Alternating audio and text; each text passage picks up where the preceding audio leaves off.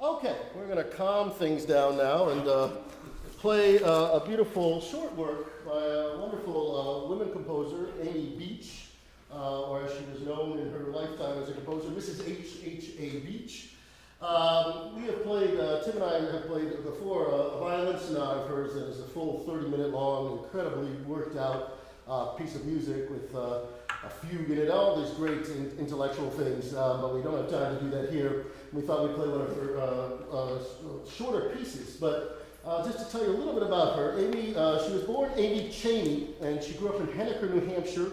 Are you from Henniker? Next door? Oh, look at that. Do you know her? Okay. You should. So, born in Henniker, New Hampshire in 1867, and apparently an incredible... What? I didn't say you know her.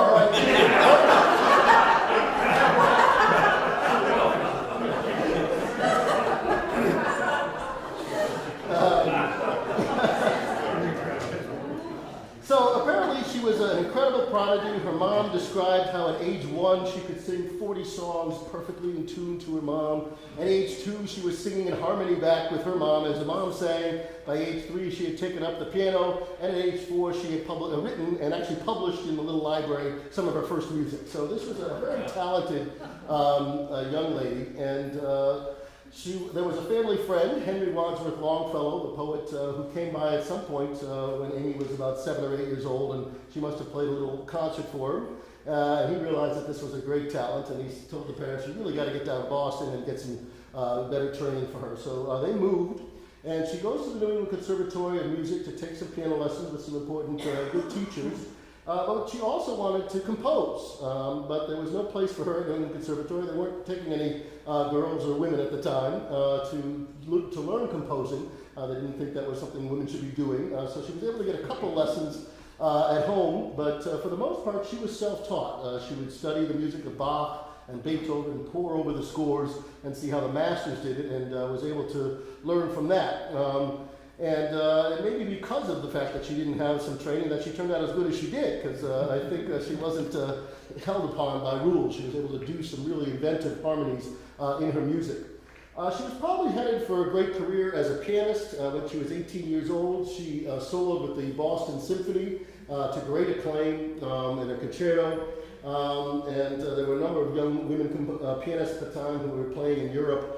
But also at that time, she met and married a wealthy doctor, about 25 years older than she was, by the name of Dr. Henry Harris Aubrey Beach, who was a surgeon at Mass General Hospital.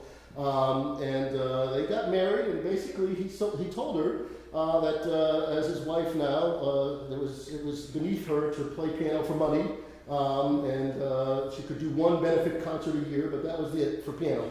And that must have been very difficult for her, but it was good for us because she then devoted more of her time to composing and really got into a feverish area in the 1890s, wrote some really large-scale works. In 1892, she wrote a Mass, which was the first Mass performed by a major society, the Handel Society of Boston. In 1895, she wrote a symphony called the Gaelic Symphony, which was premiered by the Boston Symphony. That was the first ever done by a woman in a major symphony orchestra.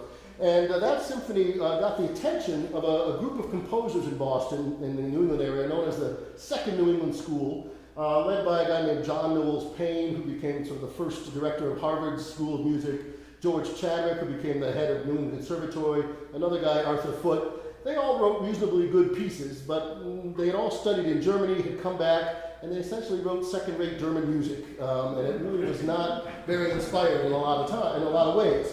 But George Chadwick, to his credit, was at the premiere of Amy Beach's Gaelic Symphony, and he wrote her a letter, and was in that letter he said, "Your symphony was absolutely thrilling. I think we now have to count you as one of the boys."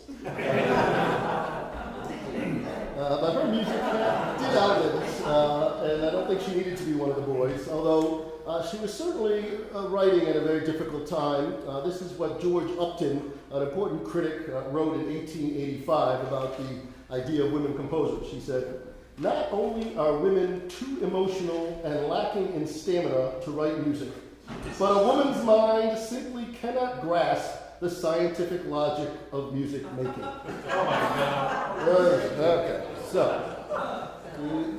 it really is quite amazing. That's not that long ago, and she certainly fought that. As I said, she wrote a big violin sonata a couple of years later. Luckily, or I guess her husband does die about 10 years into their marriage. And, she's able to go on tour and does do some more piano playing around Europe. And she does a lot with a violinist, Teresa Carreño.